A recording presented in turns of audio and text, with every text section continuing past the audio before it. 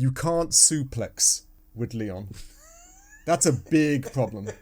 Leon suplexes zombies. You don't get to suplex zombies anymore. What's going on? You could suplex in 4 and you could suplex in 6. Exactly. I get you he's in his 50s now, but not slipping a suplex in there. We got roundhouse kicks. We got everything else. Slipping a suplex. Yeah, exactly. That's the biggest. That's why gameplay, they need to work on it. I want to suplex a zombie. That's what we're here for. We're Leon. He suplexes.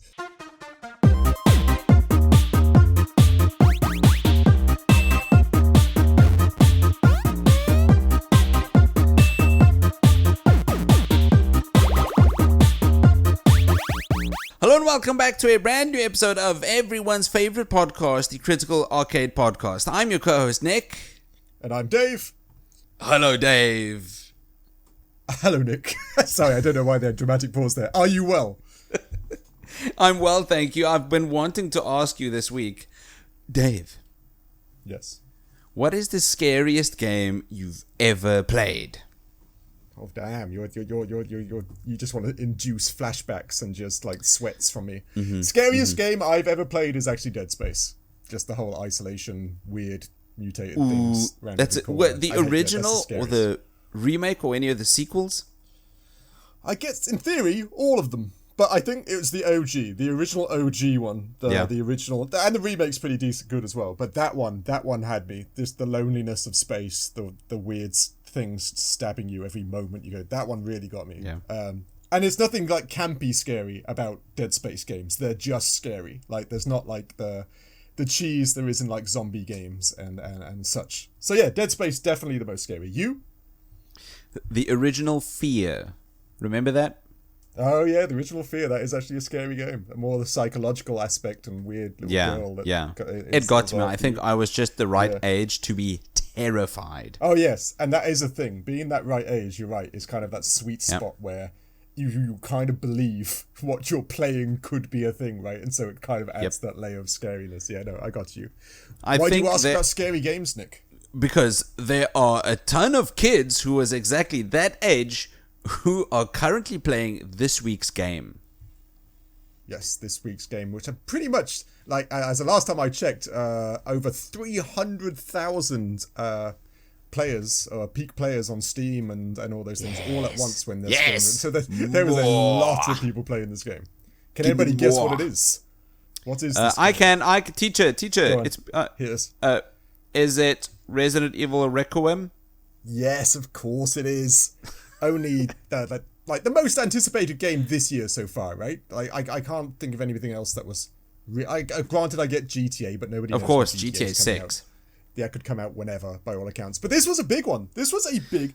This is one of the year's biggest releases. This is 9, right? This is actually considered 9. It is. If you watched the title drop for the first time on that reveal trailer, you can actually see it say RE, and then it's flashing the Q in Requiem. Wow, cool. Into a 9. Then that it looks like REQM, Requiem, RE9. Anyway. Nice, yeah. Okay, that's some smooth transitional to a Q to a 9 though. That's that's what you expect from Capcom and all them.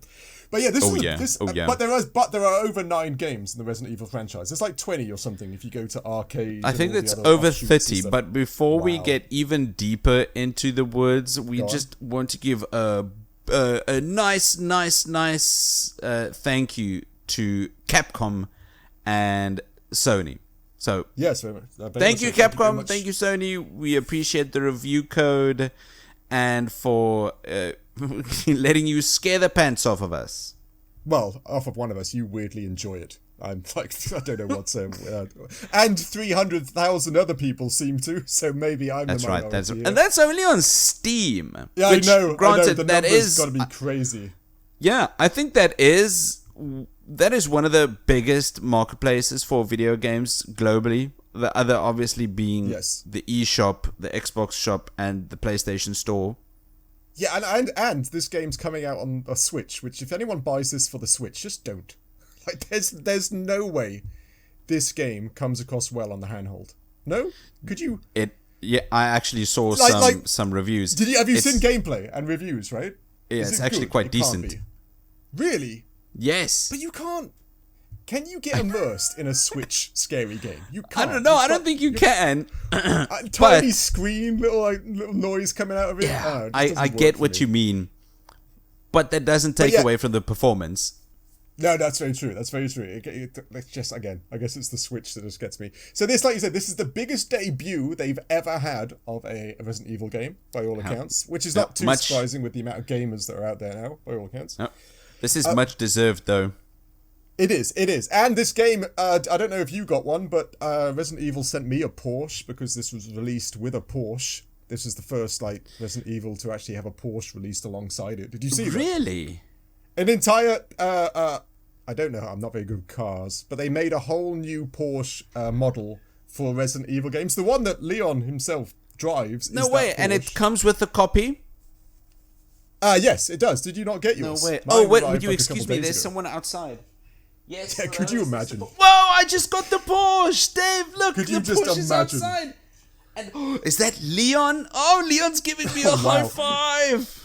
Yeah, the world. This is the best day of my life. It's so fantastic. Yeah, exactly. I didn't get Leon though, sadly, but he knows. they know you're a bigger fan than I am.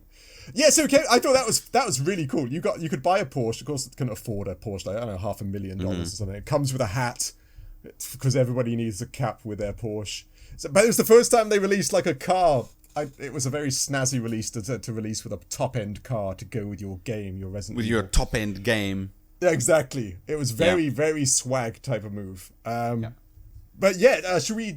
Anything else to say? Or should we dive into? No, the narrative? let's go into the narrative. And to start, let's use the car as a good old segue. At the start of the game, Leon drives his brand new Porsche that I also just got. He drives it into traffic, and then he leaves the car in traffic. Yeah, but by all accounts, I'm pretty sure, who is Leon working for? Okay, ladies and gents, I don't know the law, but I feel like who Leon works for is very big budget. They've got some millions upon millions. Yeah. So a spare Porsche in there, right? It's just nothing. So I think he's just working for the police department. Is it really? Is he still just a policeman? I think so. I think he was just a regular cop in RE2, and then events shot him up to working directly underneath the president for RE4. Oh wow! And RE6. But I think he was pulling a lethal weapon old guy, and he got too old for this shit, so he was just going back to being a police detective.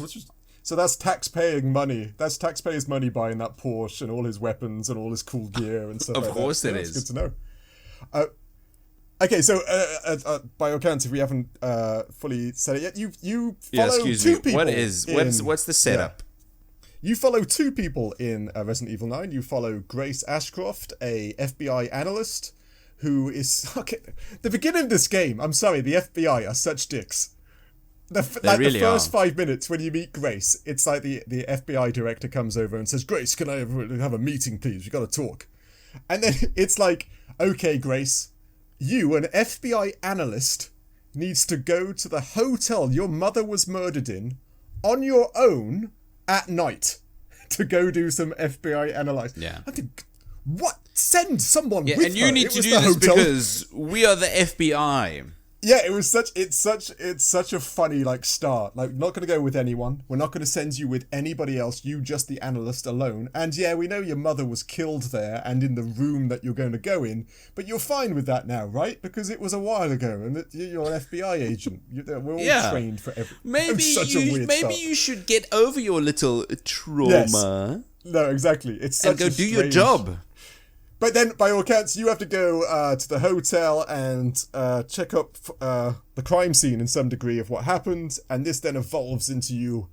God, it's so hard, ladies and gents, this game, because there's so many spoilers, and of course, there are tons of spoilers. It's difficult to talk about. Let's just say that at the hotel, things get creepy very quickly. Yeah, I love what Resident Evil does because it's creepy and then absurd, but it does it so well that you're not shocked by any of it. Like you're just like, correct. That's if you and go on. No, the comparison that these games have always had for 30 years is Resident Evil and Silent Hill. Yes, I can see that. The two big boys. I keep looking at Resident Evil and a counterpart that I'm now using, Alan Wake 2. Silent Hill and Alan Wake 2 take themselves very seriously. Except for very specific parts in Alan Wake 2. Like the musical bit. Okay, yes, of course. Resident Evil Requiem, or Resident Evil in general, isn't that scared to be goofy at some. Yeah, that's the best part about it. Exactly, I agree entirely. Even Grace herself, who starts off as an analyst who's kind of scared and like normal, like a human would, and she slowly just becomes like no longer scared of these things and kind of more determined later on in the game in regards to what she has to do. Which, again, realistically, not really what's going to happen, but in RE, who doesn't want to slowly develop into a badass? And talking about badasses, the other narrative you get is you get to control everyone's favorite policeman, Leon Kennedy, right? Everyone's favorite sexy 51-year-old. Do you know he's 51? 51? That's crazy. Right? That's crazy. He's no looking way. Buff. He's looking more athletic than I'll ever be at 51. He is looking a bit war-torn, a bit battle-hardened. Yeah, but that just adds to it. It's like Kratos, right? Kratos just looks sexy. Oh, yeah. These sad dads. And he's kind of doing what he normally has to do with any regard. He's just trying to track down Umbrella stuff and stop Umbrella. He's kind of like the stereotypical white knight, right? He's here to stop any big bad. That's his and role. the best thing about Leon that they've kept all these years is his one-liners. Oh, it's so good. There are just so many of them. And they're so on that edge of cool and then cheesy, but he just delivers it so well. And he's like, absolutely. Okay, he gets attacked by a zombie doctor with a chainsaw. He deflects and jumps, and the first thing he says is, I guess I want a second opinion. Yeah, exactly. I know, ladies and gents. Nick and I are relatively in our 30s, and there's a lot of old movies, like Arnie movies, Stallone movies, where these things we were brought up with them, and now, just to see them in games like this, games that are also 30 years in its invention. Oh, it's just so cool. It just gives you all those fuzzy vibes from being a kid, and he does it, and it's great. His one-liners are still great. They're still cheesy. They're still just off cuff and just weird but I love it. And like I said, he's go on. No, I think it's part of a bigger thing that this game is doing to the entire franchise, where it's smart callbacks all over the place to the whole franchise. Where it feels like it's new in this game, but also not entirely like nostalgia bait. Yes, you can say this about the gameplay, you can say this about the visuals, everything. There is nostalgia here, and it's a lot of fan service, but it's smart. It's done smart. Yeah, there's nothing wrong with fan service. I like that. The thing is about this game, would you say that you need other knowledge from other Resident Evil games to actually enjoy the narrative better? Because I don't have as much as Nick in regards to my knowledge on Resident Evil. Because a lot of characters, I know Leon, but I didn't know some of the others, and Nick knows quite well. Like they are canon. I wouldn't say that you won't enjoy this game, but you definitely will have a large appreciation. This isn't a good jumping on point for new Resident Evil fans, although I think that's exactly what's happening. It's become a big jumping on point for new fans. I would suggest you play Resident Evil 4 Remake and Resident Evil 7 first. Play those two and then play Requiem. But that's what's the best thing about these games, is that going back is not like going backwards too much in technology. No, you do not have to play the PlayStation 1 game. That's what I mean. So you can go back and actually enjoy the games a lot more now with all the updated graphics and all the gameplay improvements. The thing is, ladies and gents, I want to tell you so much more about the narrative, but I just can't do it. It spoils so, and like Nick said, there is so much of that lore and fan service later on in the game. I can't tell you what it is, but it's there, and there's so many moments you go, oh! It's like that Leonardo DiCaprio meme where you point at the screen. Yes, where he's pointing at the screen. Yep. Yeah, exactly. There is so much of that in this. The final thing that I'd like to bring up for the narrative before we move on to visuals is the antagonist. At least the antagonist for what I think is the first part. I don't know. I've not moved on, but Victor Gideon. Yeah, he's cool. No doubt. He's so compellingly slimy. Oh, he's great. He is. He's not just the first few parts. He's throughout the story fundamentally, and he's great. I think he's a really cool bad guy. He really has got that same level of smart, mad scientist, zombie. Yes. Right. The mad scientist. Who's really not afraid to just play jump rope with his moral compass. Yes, exactly, and again, it's he's got a lot of cheese to him too, because you almost expect him to cackle with his own genius and stuff like that, right? It is. Give me a memorable antagonist, please. Yes, exactly. Victor Gideon is. I like him, and I like how he's just 8 feet tall. Yeah, he just grabs Leon by the neck and picks him up. It's ever since, who's the big tall lady in Resident Evil? As soon as big tall Lady Dimitrescu. That's it. They just know that you've got to make them 6, 7, or 7, 8 foot tall now, please. because that's what people like. Yes, please. And he's got that cool friggin' head thing on as well, which makes him so super. Okay, anyway, yes, story-wise, we want to tell you more, but we can't, because the ride of the story is so much of the good sauce that's in this game. Okay, visuals. What did you think? You're a big RE fan. You love all the I think the lighting design is the best part of the visuals of this entire game. The lighting is doing so much heavy lifting. It's incredible. It's phenomenal what the lighting can do to make an alleyway look real. The inside of a care center look like a place that you've been to. Yes, yeah, agreed. There's lots of like real life aspects to a lot of the exactly aesthetics and stuff.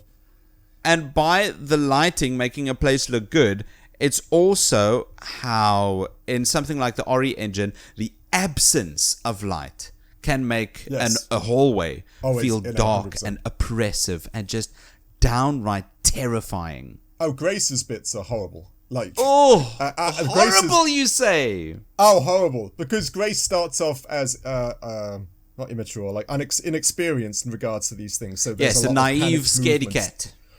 And the torch holding, and like you said, the absence of light, and just the corridors, and the just downright terror of being this relatively petite young FBI agent.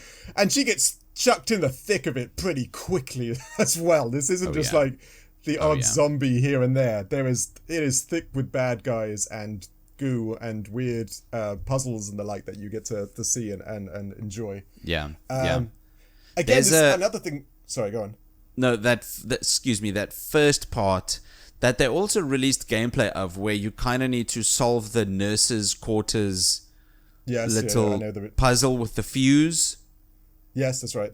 I can't think how that wouldn't be just mentally breaking every single person if they had to do that. It really would. But again, that's the cheese of it, because you do become kind of like a better person. You just become a better badass as you go on. Again, I know this is gameplay, but there's also one of the things I'm sure you played it the way that Resident Evil told you at the beginning, where you play the two different perspectives, right? You play Grace. Grace is first person in regards to you just point a torch, you have a gun or something in your hands in regards to, and it's that terrifying through her eyes type thing. Yeah. And then the juxtaposition is when you play Leon, because he's such a big burly badass. That's from a third person perspective, so that he can do all his sexy maneuvers and roundhouse kicks and all the things. And it's such a cool mechanic to actually make you fearful and then make you feel powerful. There's scary bits in Leon's bits too. That's a great way to put it.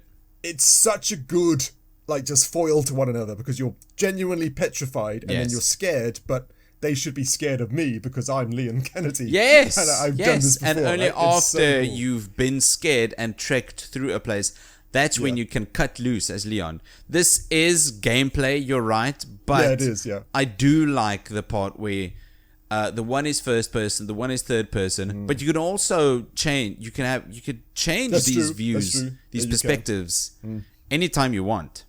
Yes, very true. Which again, if it's depending on your preference and stuff like that. I liked the juxtaposition between the two of them because it felt like you were playing two different stories in that regard.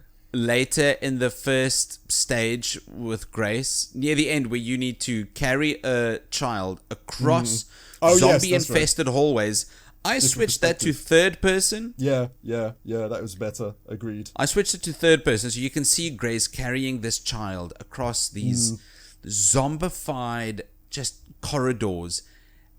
It amplifies the tension so much more. Because you can almost feel like the mother's love type aspect to a young woman and a young girl, right? Oh, like yeah. that they're protecting her from everything. Another thing, like in regards to those scenes, I must admit, I granted not playing many, the player injuries when you accidentally get caught by a zombie or something are so like, god damn it! Like, how do you walk away from that, Grace? I don't know. I don't know. It feels feels like one of those Mortal Kombat cutscenes where it really does. Where Scorpion's ribs just got crushed. Oh, but now he's fighting again. They take chunks out of Grace's arm. I'm like, what the? Whoa! Like, but they're very fun to look at. They're mini little cutscenes like most RE games. You play like a little cutscene and you press the buttons to wiggle out of it, or depending if you have a knife, perform an insta-kill or a detachment to some degree. Everything looks so cool in this. Even, again, when you're playing Leon, he has all his cool moves and it's got weight to it. You can interact with a lot of the environment in regards to the visuals and granted, I didn't know this was actually their own engine as well, right? This is the RE engine. Themselves. This is the engine that they created when they kind of rebooted the franchise. Yeah, that's right. I remember. After the abysmal Resident Evil 6, they kind of got together and said, okay, that can't happen again. Yes, agreed. So agreed. They took 5 years, they made a new engine, the RE engine, which, contrary to belief, doesn't stand for Resident Evil. Oh, what does it mean? I don't know. I knew as soon as I asked that put you right on the spot there, and you're like, damn it, I should have written down what that meant. It's not... Okay, RE engine, I just Googled it. Here we go, the Reach for the Moon engine. Oh, wow, I would have never have got that name. Which, again, we joke about their own engine. It doesn't make any sense. But if you look at, 343 Studios or whatever the hell they're called now, who tried to do their own Halo engine and it just collapsed and does. So it's not an easy thing to actually fully form an engine in which you're going to generate your own graphics and stuff. And this looks beautiful. Every part of this game is very pretty. Yes. In a disgusting, nauseating, scary zombie apocalypse, weird things everywhere. The zombies look horrendous. The environments look great. The lighting is top tier. Right.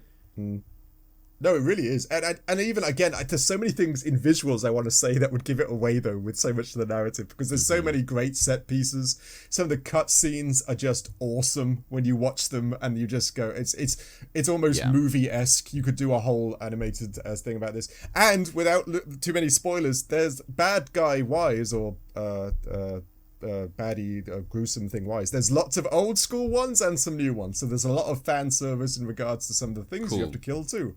Which everyone, of course, if you're a big fan, are enjoying. Go on.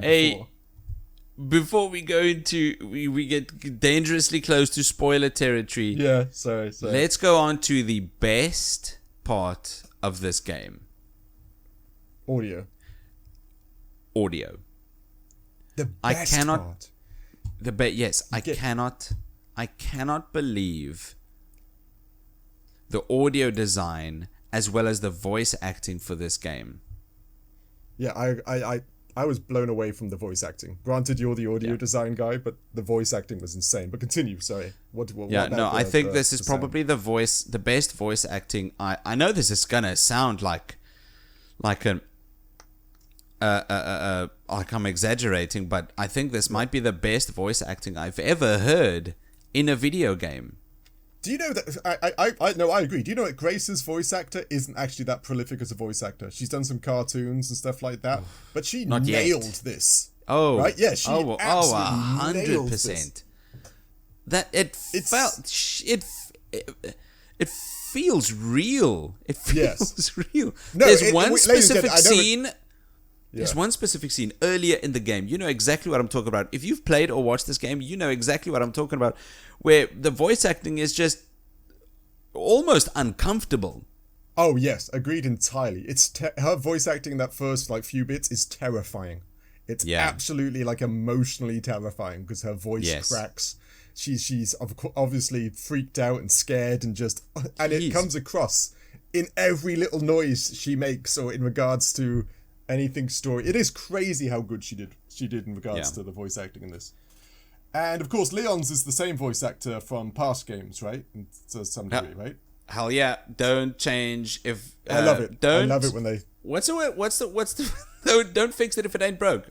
Yeah, exactly. I was going to say that was the one you were going for. No, that's good. The sound design is immaculate as well. Not necessarily for the weapons, but the environmental audio design. Right? You can get a lay of the land from just using your ears. There's so many times when I was stuck behind a door, and by just listening, I knew what was going on the other end of this door. How difficult is that's not easy to do in a game. Because it's got that cool surround sound, 3D, 4D type aspect, right? And it comes from the left, it walks to the right. Yes. It's stumbling, it's moaning, or even like you were saying, the mass of the creatures themselves, be it a big hulking brute or big something that's barely fitting down the hallways, you can hear it knocking the picture frames or just walking or squeezing its flesh against the walls as it's coming after you, right? Which is, it's crazy the little details there, but they put into these things. It is. And when you see this happen, it's great. But if you can't see this happening, you still know it's happening. Yes, because exactly you can right. No, hear it, and that's important because you're getting information off of the screen, not using your eyes. Yes, exactly right. Exactly right. Which again in horror games just adds to that layer of fear and just actual terror. It does. I also think the audio design's done extremely well when nothing is happening on the screen. Yes, of course. The absence. And by that I mean, if you're in an empty hallway, I'm not scared. But if I'm in an empty hallway with this backtrack, with this audio design, I'm shitting myself. Well, that's where me and Nick differ. Any empty hallway in Resident Evil games, I am scared. I'll give you the sound amplifies that, but no, I'm not, empty hallway. Instantly thinking this is not going to be empty in a few seconds. This is just playing me for a fool. But yeah, no, I get entirely what you mean. Even the beginning of the game when Grace also gets hurt. When she's when you're low on life, she actually pants and kind of semi-cries when she's hurt really badly as you're stumbling through the hallways and stuff like that. Which again is, I don't think, I can't recollect a game that does, I know we all hear but it was genuine terror of being close to death that seemed to come across in the voice acting of those moments, which, to some degree made you want to heal straight away. Very convincing. It's very convincing. Yeah, it is. Anything else audio-wise? There wasn't, I think the score... The soundtrack is also quite well. Of course, there's a soundtrack. When you're Leon and you're just laying down the law, there's some the music or the musical bits when you're Leon feels very action movie. Yeah, I got you. Against Stallone. Right, you'll be finishing a fight and the soundtrack just goes. It's funny in the midst of me shooting things, I kind of don't notice that, but most people don't. Yeah, I agree. I think most people don't. I'm like, oh, there was music there. I was too busy popping heads. I'll tell you what you will notice. Go on. If you're in a big fight and there's no music. No, that's very true. Yes, that's very true. A boss fight with no music would be exactly. Horrendous. Right, it's really just gonna feel extremely underwhelming. Yeah, and empty. Yeah, you're absolutely right. So you're right. It must have been playing music because I never had that feeling in any of this aspect of I think for the first time ever, the soundtrack is taking a backseat for the environmental audio design second, and first by far just the voice acting, especially it really is from the voice actress of Grace. And Victor's. Victor Gideon's is also very good. Victor Gideon as well. He actually does it very well too. Like, he is very genius. I like it. And slimy, like you said. I know he's supposed to be the antagonist, but damn, when he's on screen, cool. I'm having a ball. He's very entertaining and disturbing. He's almost endearing to a very slight creepy sense, like a good bad. You know what? I think really you're right. I think I feel the same way. Yeah. Anything else audio-wise? No. Gameplay. Okay. The big problem with gameplay. This is pinnacle. It should be talked about more. Yeah. You can't suplex with Leon. That's a big problem. Leon suplexes zombies. You don't get to suplex zombies anymore. What's going on? You could suplex in 4 and you could suplex in 6. Exactly. I get you, he's in his 50s now, but not slipping a suplex in there. We got roundhouse kicks. We got everything else. I want to suplex a zombie. Yeah, exactly. That's the biggest. That's why gameplay, they need to work on it. I want to suplex a zombie. That's what we're here for. Of course. No, who doesn't? Well, I think that is going to be the cure for every midlife crisis. Just suplex a zombie and you're fine. Suplex things. Exactly. Inner peace. All sorts of things. Okay, I'm not arguing with you. The suplexes being 0 in this game is definitely making this game worse, and that's right. Might mean that this isn't Game of the Year. But again, I think if GTA comes out with suplexes, then yeah, you're right. But go on, you say. I guess we know who's winning. So there are 2 parts of the gameplay of this game. We've spoken about this before. Grace's gameplay and Leon's gameplay, and they could not be more different. Exactly. Very, very If you've played Resident Evil 7, you know what Grace's gameplay is like. If you've played Resident Evil 4, 5, or 6, you know what Leon's gameplay is like. Yeah, it's like one being frail and kind of intimidated, the other one being intimidating and just a natural freaking badass at everything. Correct. Does, right? You just like a tank. Is it? Out of curiosity, I don't know if it's brand new, but the upgrading aspects of each thing. Does Leon normally get like points for the more things he kills in Resident Evil games? No. Because this game does that, and I actually think that's pretty cool. Like, it adds to the badassery of his player, right? It kind of feels arcadey to some degree. You're like maxing out your points per screen. Well, yeah, this is still a video game. That's what I mean. And I love the juxtaposition again, like Grace's scramble for just finding things and helping the like finding everything she can, whereas Leon is just guns and bullets and grenades and exactly. Grace is pure survival horror, and Leon's gameplay is pure action horror. And then they diverge on one another as well, which is again story and gameplay. It's a very cool combining. I still don't like the inventory system. I know that is exactly Which what Resident one? Evil's all about. Well, granted, I'll give you Leon's isn't that bad because he's kind of got a lot of room. But Grace's, I know it's the thing, and I know it's like, but I need to take this crank. Well, that's part of the gameplay loop. I know, I agree, but it frustrates me because I only have 6 bullets, and I now have to take a crank with me. Whereas Leon friggin' has his mega pants on or something like. It's so thrilling to get pockets. A backpack. Grace doesn't have pockets. Yeah, exactly. That's right. He's got that like Monkey Island trousers with just everything in there, right? Yeah. He's pulling a Guybrush Threepwood. The inventory system does stress you out, which I guess is the point in a horror game. It is supposed to be stress-inducing. Just laying on the stress, adding to the survival horror by making sure that you can only carry so much.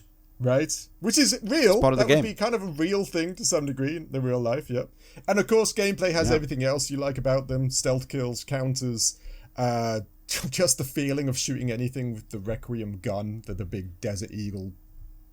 Oh yeah, massive hand cannon just feels great in every regard. Of course, our RE, just in every one of the RE games, lore and notes and computers and special things to investigate and weird pictures to look at, just to kind of build up that lore-based background and scariness, and what is this and who is that and who's this note and why are they losing their minds. It is very classic Resident Evil. It's taking a note from Resident Evil 7 that took a note from the OG Resident Evils, where the entire thing is just basically one big ol' haunted house. Yes, right, that's right. Yeah, right, they did that with Ethan Winters in Louisiana, and now they're doing the same thing with Grace. Not so much Leon. You're the big bad when you're Leon. You are fundamentally. Yeah. But it's just one big haunted house, which is exactly what Resident Evil 1 and 2 was. Yeah, and it's kind of what people are looking for, right? If they ever made this game like open world or something like that, people will be most disappointed because like you said, it's what they do. There is, again, spoilers, there is some set pieces gameplay. Go on. Which? No. I was just going to ask you, which would you prefer Resident Evil going? A more serious route where it's scary, or a more goofy route where it feels like an entertaining roller coaster? See, I think they do so well in this game. It needs to be a combination of both. Like it can't be like you said. Silent Hill takes itself very seriously. Resident Evil has very serious moments, but adding that goofy, just like some of the things in the cutscenes are so pure chance and luck that you just go, of course that will happen. Of course there are some absolute hell yeah moments in Resident Evil games. So do you think the contrast between the silly, the goofy moments and the serious moments, do you think that contrast is done well in this game?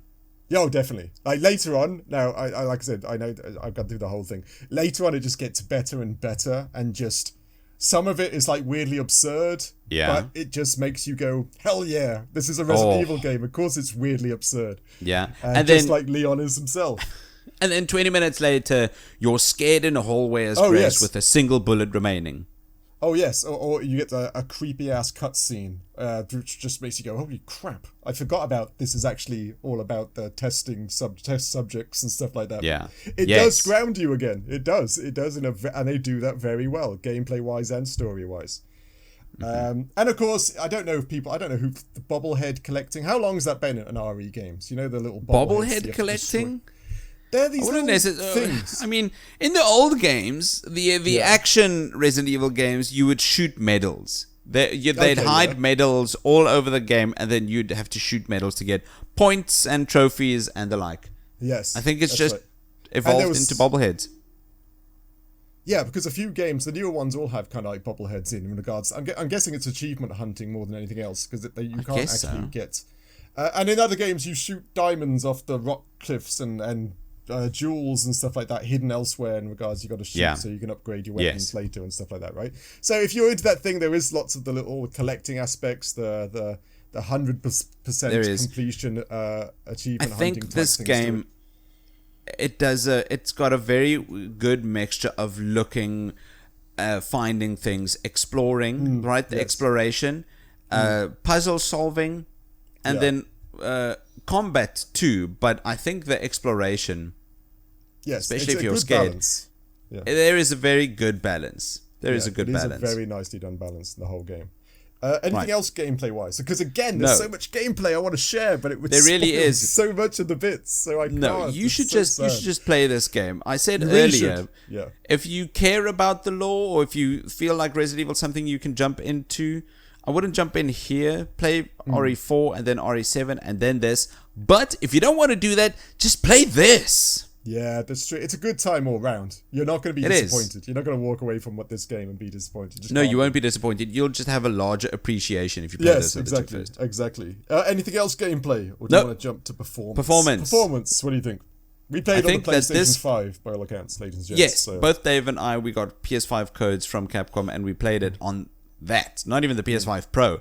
And I think that this game is optimized very well. Yeah, I had no real problems my side either. Right. It was just I had a stable frame rate, not only across all environments, but during both gameplay sections. Yes, Grace agreed. is slower, but the environments could be more detailed. Leon is much, much, much faster and more action-packed. And in neither of those, the frame rate dipped at all. No, agreed. I had the exact same situation. Like you said, Leon's could be full of explosives and fire and gas and all sorts of things. I didn't see a stutter. And like you said, the fully detailed areas that Grace goes through didn't seem to lag behind at all in any way either.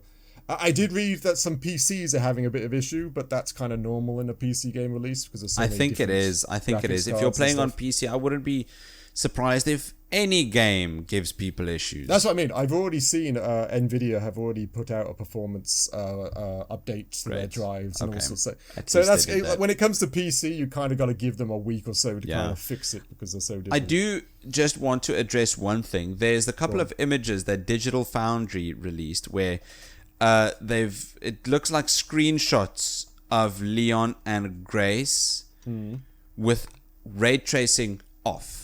And it looks downright bad.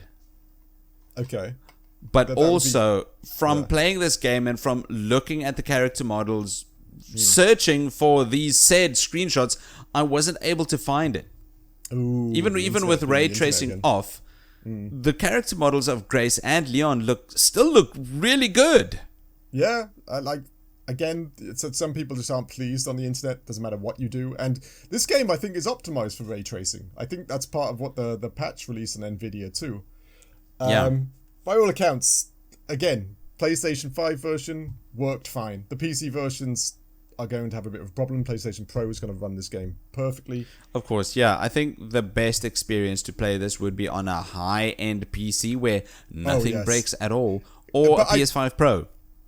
But I watch Charlie, or Moist Critical, and he has, of course, a massive machine of some sort. He had a massive audio sync problem in regards to the cutscenes and stuff. Really? A big one. Halfway through it, you'd hear the audio glitch out, and then it would go like 3 seconds behind or something like that. And those are kinds of problems PC games are having. So you can't wait for it to be patched out. It will be fixed eventually. This is why I enjoy consoles. It's plug and play, and it just works. Yeah. And if you're a PC person, I'm glad. But I mean, there's a reason I enjoy my PS5 more than I do my PC. It's crazy though, because I think we've been brought up with consoles a lot as well. Because I do agree, there's something about console gaming that beats PC gaming. But if I can sit my ass down on a couch, have a controller and some chips next to me, I'm down and out. There's something about that type of thing that just hooks you in regards to gameplay. Okay, so performance, it worked well. What did you think value for money wise? So a lot of people are clowning on this because it's $70 and it's like 10 hours, 13 hours. But isn't that kind of the average for an RE game, or not? I think it is. It is, yes. But after people have paid $20 for Silksong... Oh, that's true. Yeah. And they got hours upon hours upon hours out of that game. People are looking for way more bang for their buck. And the only way people know how to do that is by looking at how long a game is. Yeah, it is. Which it is the benchmark you shouldn't do. I agree. You're just going to upset yourself in regards to I feel like I'm saying this every episode at this point. Yeah, I agree. Again, games are $70. It's the new price. It's to some degree you're gonna have to get past it. Silksong, like you said, is an indie studio kinda. I know they got some good budget funding and stuff now. Yeah. And they can make a game like that and make money off $20. Everything that went into this, the voice actors, the graphics engine, the publicity, the marketing, and everything that come up. $70 is a ton of money. Don't get me wrong. That is a lot of money for a game that's only, like I say, 10 to 12 hours and you can replay it and stuff like that. But it's such a good 10 to 12 hours. That's what I'm saying. That's what I'm saying. The quality of game that you're getting is almost next to none. That's what I mean. This is one of those games that you play, you enjoy, and then you play the next year, and then you do it again, like a traditional type playthrough type game. which means it's got longevity. It's got legs there. You pick this up because it's a good story. It's good gameplay. It's good sound. It's good visual. It just has everything that it does. You're going to be playing this more than once, just because you're going to want to relive the stuff this game has into it. Not even if you're just playing this once. The value of the game that you're getting in those 13 hours is going to be much more than just an all-right game that's 50 hours. 100%. This is something that pulls you through. You're engaged the entire time. You are not just doing, cutting down a tree or getting some firewood or hunting a rabbit. Like, I know people like those types of games, like chore-based games, but this is a 10 to 12 hours which just drags you through the story. Yes, with a crafted experience, which as I get older, I'm yearning for that more and more. 100%. It is kind of like a boomer type thing, I think, to some degree, but you kind of respect or enjoy these types of games more as you get older, because it's so good, and 12 hours isn't that bad. It's when you're grown-ups or you've got 17 kids like Nick has, squeezing an hour in of gaming each time is relatively hard. So it is. I get what people mean. It feels less. It feels a bit slightly more bad when it's $70 and not $60. Yes, but true. Still, it always does. But we also live in a world where everything is binged. Netflix is binged. TV programs are binged, and people do entire playthroughs in one sitting. So that's going to feel short if you complete it in a day. Like I completed it yesterday. But like I said, I'm pretty sure we know what the scores are kind of pertaining to. Because this is an all-round a good game. Like, there's no doubt. In fact, Nick's probably going to be annoyed at the score at the end of it again. I mean, the same thing happened last week. Come on. It really did. It really did to Sekiro. Okay. Our scores for Resident Evil Requiem. They were all sitting in a classroom having a good old day at school when some of them got abducted, but the teacher just looked the other way. They got abducted, they went to a care center and got locked up in little glass rooms, and one by one these kids got experimented on. Some unfortunately passed away. Some got turned into big old zombie monsters, but only a single one survived. Unfortunately, she's blind, but she's also the letter-grade rating of A-. Wow, I see that was inspired by Resident Evil, that one, by all accounts. It happened again! A-. Well, we've had this discussion before. There is no such thing as the perfect game. Right? Correct. There never will be. It's not possible in regards to the metrics people do games by. So A-, like, I don't know why we never get like an A. Like, our scores were close to the same. Let's be honest. Our scores were really close to the same, right? Dave, we've had an A once. Was it God of War? What was the No, A? it was Chrono Trigger. Okay, well, that deserves it. That's perfectly fine. That's Chrono Trigger. Yeah. That's true. So A- is kind of knocking it out the park, even though there's a minus. It really is. A- is still Game of the Year material. Oh yes. Oh, definitely. This is definitely a contender. If you just take into account that the A+ game does not and will never exist. Ever. A- is good. Yes, great. It's very true. It just perfect almost. Oh, and this is very much set to win Game of the Year. If granted, Grand Theft Auto, we all know that's going to change. No, but if GTA gets delayed, oh yes, this is up there, 100%. Oh yeah, it's got to be. Oh yeah. Go buy it if you like these types of games, or you don't like these types of games and you just want to try one out. This is a very good granted, the lore is going to be a bit lacking in what you need to know, but that entry point for just enjoying a Resident Evil game, this is very fun. This is very cool. This is very much down most people's alleys in regards to playing video games. Either 4-7 or this one. Yes. Oh, I'm so glad you said 4-7 then, and not the and not the other one that shall not be. Oh, no. I did it the other day. My wife asked me, "What time are you coming home?" And I said, "I'm not going to say the words. I'm not going to put it out there." But I said around 6, and then the other one. And I was like, "Oh my god! I just released the meme into the world. I hated that." But yeah, good game. By all, I felt horrible afterwards. I cried in the corner. Good game. But yeah, great game. Go pick it up. Excellent game. Phenomenal game. It's definitely one that people need to play. Oh, yeah. This is a must play by all accounts. Do that, and then be thanked by Dave and myself for listening to this week's episode of the Critical Arcade Podcast. Thank you. We really appreciate you sticking around. Please tell your friends about this podcast. All of them. Every single one. Even the people who aren't your friends. Just shout out your window right now to the streets. Even if it's like 2 o'clock. Be careful, though. You could kind of flip over your window railing, and if you're on the second floor or above, that could be dangerous. Wow, that's very Final Destination type of like narrative. Ooh, yeah. And then its blood just typed like writes out Critical Arcade like in the. Please listen to Critical Arcade. All hell the list, and then it trails off. Yeah, exactly. Perfect. Final Destination 12 or whatever they're on now. Subscribe to us on your podcast platform. Subscribe to us on YouTube. Follow us on Instagram and YouTube again. Always. And. Dave, where can we follow you?